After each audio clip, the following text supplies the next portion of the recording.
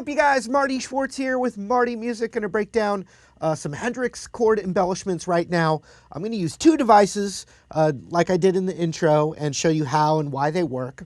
I have an entire course on this stuff, like over 10 hours long. If it's not out yet, sign my newsletter to be notified when it is ready, or check that link right down there in the first comment. I appreciate that extra support, and I'll show this to you right now.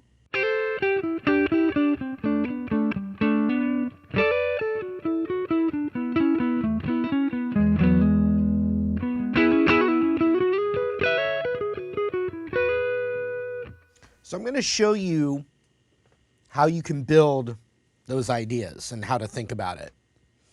So I just took a standard Hendrix inspired chord progression, and it's also the circle of fifths, which is cool as well for practicing things. C to G, D to A, and then E. And that's what I played. And I could actually see it and put it together. And here's how we did it. We also have these chords, you know, just to look. Bar chords, right? C major, D major to A major, and then E major. The other bar chords, the classic E root right here. C, G, D, A, E. So those are the building blocks, and you can visualize those easy chords with little embellish devices. So when you have, and there's other videos on this channel, usually Hendrix is somewhere in the title. And so one of those is off the E root. So anytime you have a bar chord around this, you have this. And improvising around the idea. That's kind of like the canned phrase, but you should be able to do little bits of it or visualize it and change it around.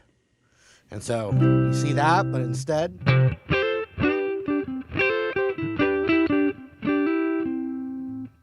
and so I'm covering the root and fifth right there on the 8th fret of the B and high E, but only hammering up a whole step on the B string, playing those together.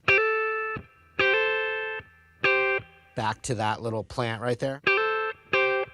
Middle finger switches to that B string, index goes to the 7th fret G, and then I hammer on the G string up a whole step from my finger, so, and then I switch, and so I'm strumming that G and B,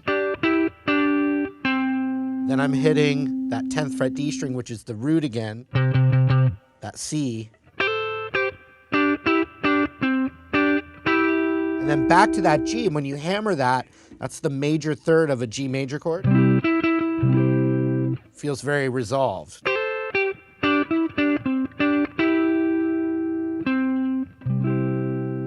So any E-rooted bar chord, you could play that idea. So watch, I'll play that progression again. C, G, D, A, E. I can play that idea, but I'm going to have to move my hand around.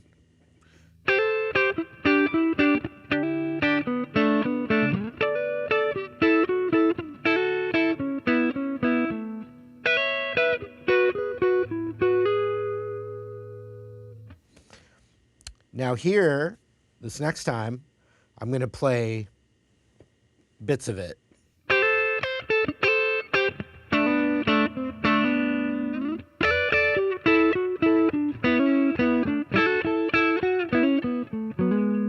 You know, so you can start to experiment with that idea.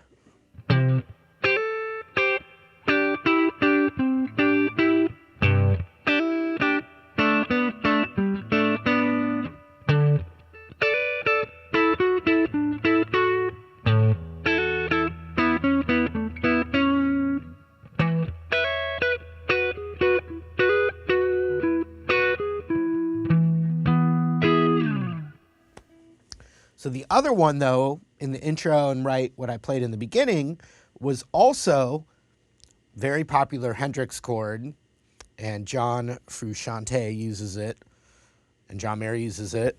They both use this a lot. Trey from Fish as well. It's the C shape.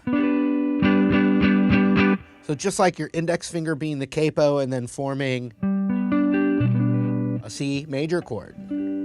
But that same kind of embellishment we did off the E root works in a really cool way in a different voicing off of this.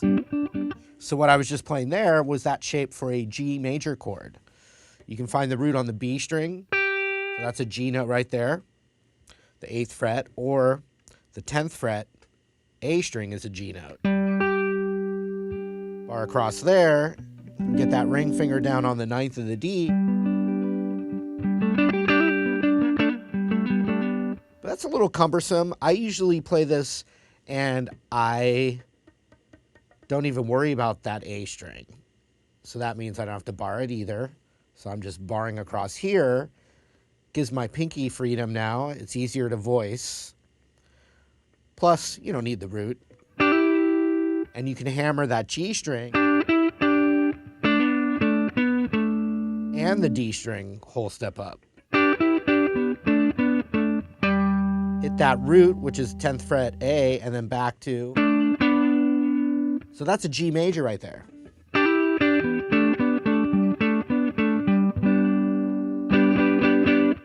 And so what's cool is, remember that progression C, G. Well, I can do the E root right here.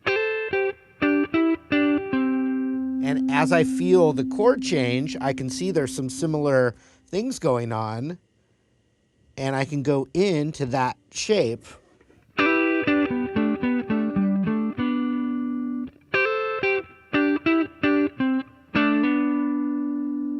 The middle finger didn't have to change and the index didn't have to change from that second shape.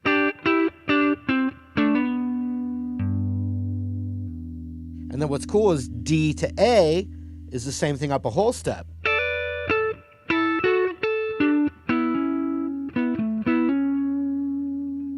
And then E major is the final chord, you could go up a whole step. But what I did in the intro, just to add another flavor to show you, is what I call the Hendrix major chord. And you can see it off of classic A root major bar chord. I played it in the beginning of this little zoom in section. The major third of that chord, which builds it the tonality of a major chord, the major third note or interval.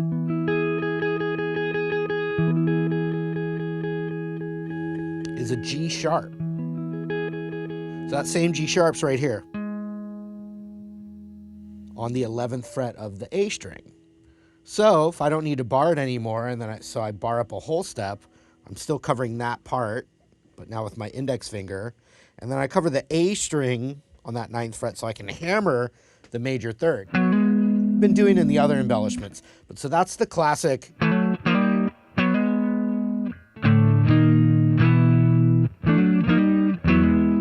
So for the E major, I just decided to play that one.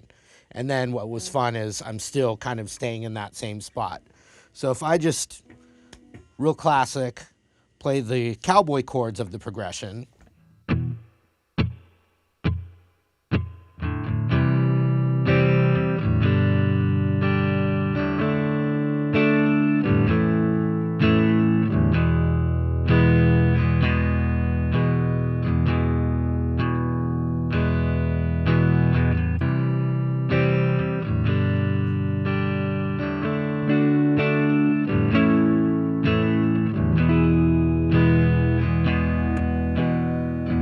Go C to G, D,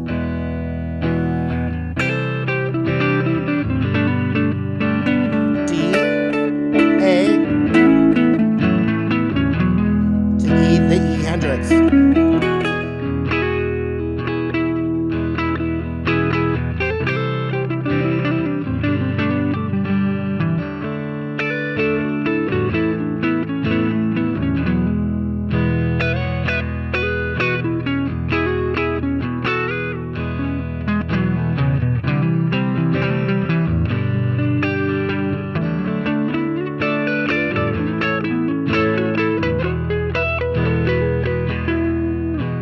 All I did there was just, I went through those same voicings, but in some other spots. It was all that same idea.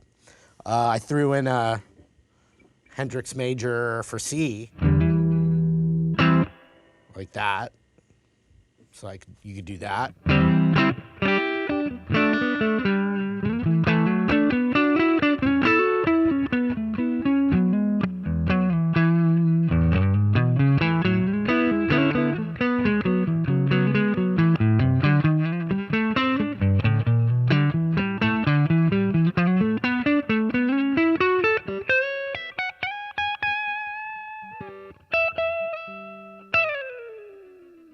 Try it out. All right, I hope you got something from that. You can use that technique and see if you can add it into your own little arsenal of playing. Also, an entire Hendrix-inspired course.